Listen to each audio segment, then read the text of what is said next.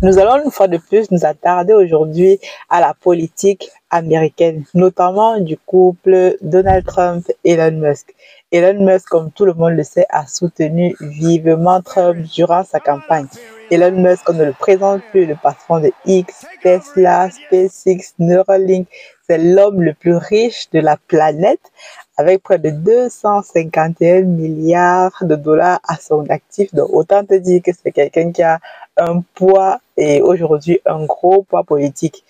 Et aujourd'hui, il est nommé comme ministre de l'efficacité gouvernementale. Il a promis de faire des économies. Donald Trump l'a justement mandaté pour faire à peu près un tiers des économies au niveau de l'appareil gouvernemental. Donc franchement, ça va être quelque chose à suivre. Donc j'aimerais justement qu'on s'attarde sur ce duo-là qui est vu d'ici en France. C'est quelque chose de absolument inédit. Les Français ne comprennent pas comment un entrepreneur peut venir gérer un État. Donc on va parler de ça dans cette vidéo et tirer aussi des leçons de nous en Afrique. Qu'est-ce qu'on peut faire? Parce que l'élection de Donald Trump forcément aura des répercussions sur l'Afrique.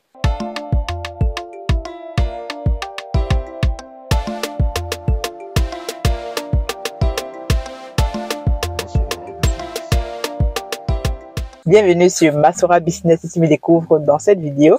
Je m'appelle Aniel Cruzet, je suis ingénieur logiciel, entrepreneur, auteur d'un livre intitulé Investir en Afrique dans la pisciculture. Moi, j'investis massivement dans ce domaine avec mes partenaires car nous sommes convaincus qu'aujourd'hui, l'Afrique doit prendre ce domaine à bras le corps. Nous devons produire ce que nous-mêmes nous mangeons. Donc, je t'invite à aller en bas de la description si tu souhaites justement t'informer sur ce domaine, que ce soit le livre, l'information.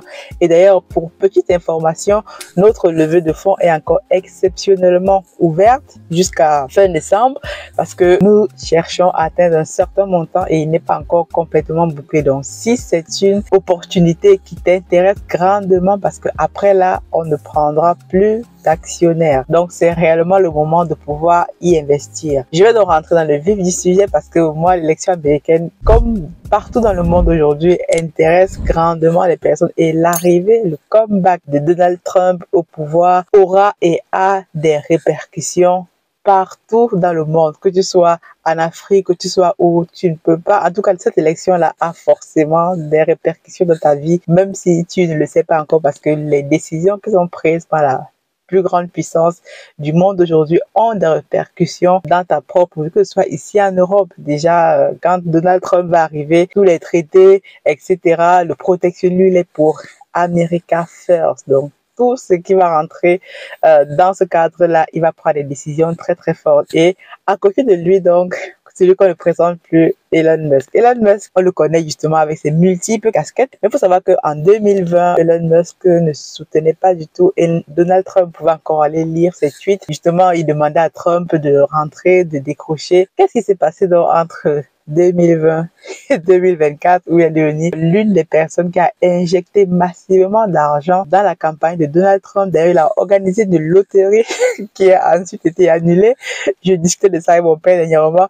Le gars faisait gagner 1 million, 1 million à chaque personne pendant les meetings et c'est réellement incroyable. C'est aujourd'hui même l'homme le plus influent de la planète parce qu'il détient la plateforme X, anciennement Twitter. Et on sait que X, c'est là où tous les politiques vont tweeter. Lorsqu'il y a une nouvelle, donc tout le monde aujourd'hui utilise X, en tout cas au niveau de la classe politique, les présidents, et détenir d'ailleurs un outil d'influence absolument intéressant, c'est détenir une plateforme médiatique. Donc beaucoup d'entrepreneurs ne comprennent pas ça. C'est pour ça que quand tu es entrepreneur, que tu montes à un certain niveau, vous allez voir des entrepreneurs, des chefs d'entreprises qui vont détenir des journaux, qui vont acheter des chaînes de télévision, qui vont acheter des médias. Parce qu'aujourd'hui, la communication, c'est un outil extrêmement puissant. Quand tu maîtrises la communication, tu peux changer, en tout cas, l'opinion des personnes à volonté. Et aux États-Unis, comme j'ai mentionné dans la dernière vidéo, vous l'avez vu, on avait tout à fait dit que l'élection de Trump, il ne pourrait pas arriver au pouvoir. Ça va être une catastrophe. Quand il va arriver, tout va s'effondrer. Il est raciste, il est ceci. Encore une fois ici, voilà, je ne suis pas partisan de Trump. Je constate juste les faits. Ce que les médias ont répété, c'est que l'élection devait être tellement serrée, mais il n'en est rien. Toujours est-il que le gars a gagné à plate couture par rapport aux idées, notamment les idées qu'il a le plus défendues, justement, Make America Great Again, et redonner du pouvoir d'achat aux Américains les plus pauvres, les protéger, mais surtout l'une de ses idées aussi, c'est l'avortement, garder, par exemple, voilà, on sait qu'aux États-Unis aujourd'hui, c'est une des sociétés qui est le plus divisée. Certains États, même sur la question, par exemple, du transgenre, de je suis homme ou je suis femme, tout ce qu'on appelle la culture woke, il a décidé justement de mettre un terme à tout ceci. Elon Musk, justement, est également partisan de tout ça parce que, comme vous le savez, Elon Musk, c'est l'une des personnes qui prône, en fait, voilà, d'ailleurs, il soutient que nous ne sommes pas assez nombreux sur Terre.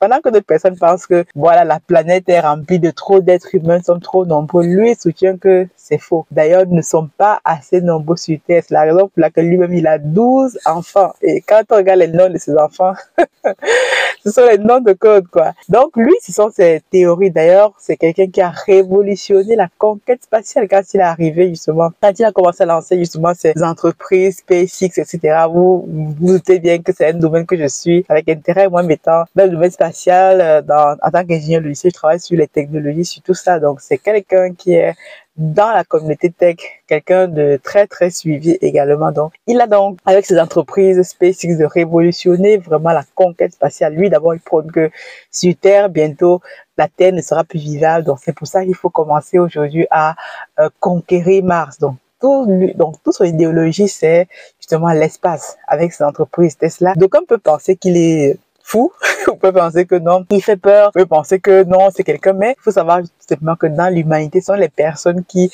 étaient un peu folles sur les bords qui ont fait avancer des choses. Aujourd'hui, Tesla, c'est l'une des voitures qui est, je pense, qu'on l'utilise le plus aujourd'hui dans le monde. Déjà, quand tu vois le coût de la voiture, tu comprends que les personnes qui achètent des voitures Tesla, c'est parce qu'ils vont chercher quelque chose de bien précis, la technologie.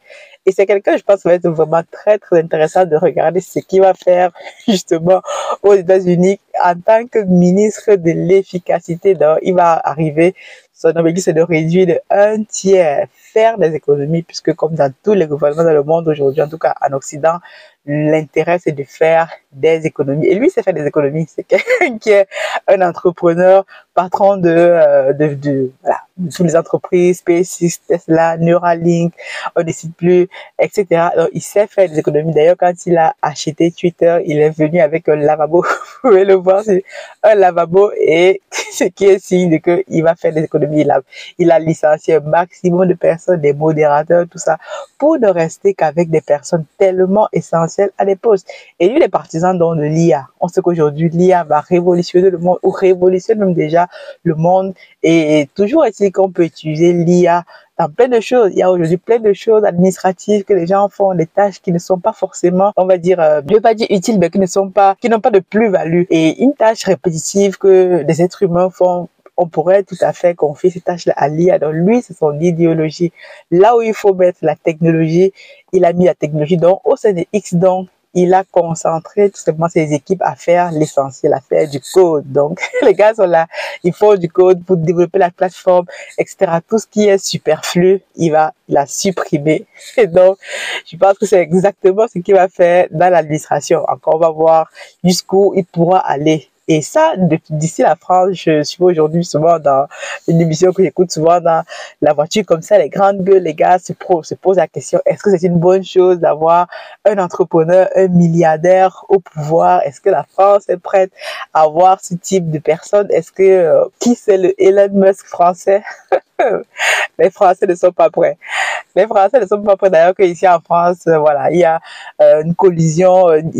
Tu ne peux pas être à la fois entrepreneur parce qu'il faut savoir bien qu'il y a des conflits d'intérêts parce que Elon Musk, bien sûr, en tant que ministre de l'efficacité et a injecté massivement d'argent dans la campagne de Donald Trump, il ne pourra pas faire des lois forcément qui vont aller à l'encontre de ses entreprises.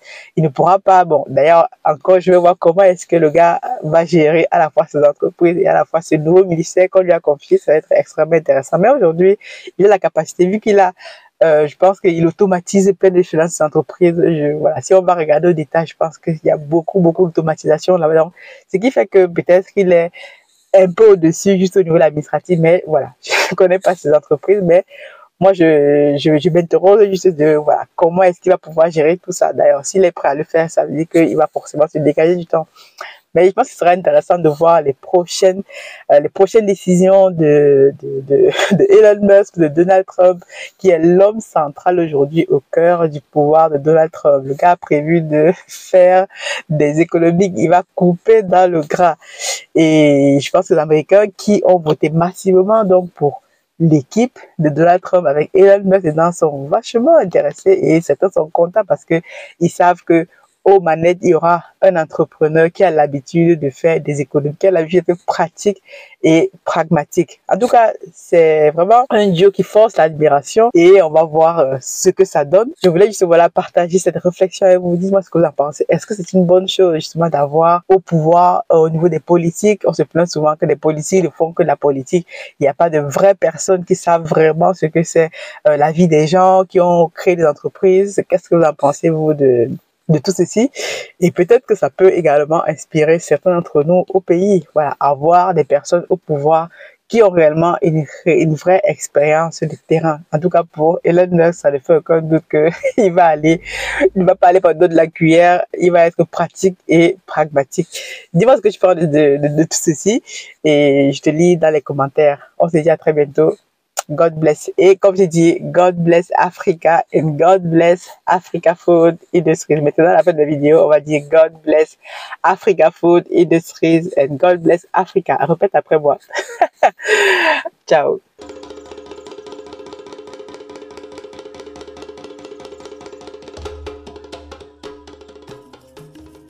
Bienvenue chez Africa Food Industry, votre partenaire de confiance pour une alimentation saine et de qualité.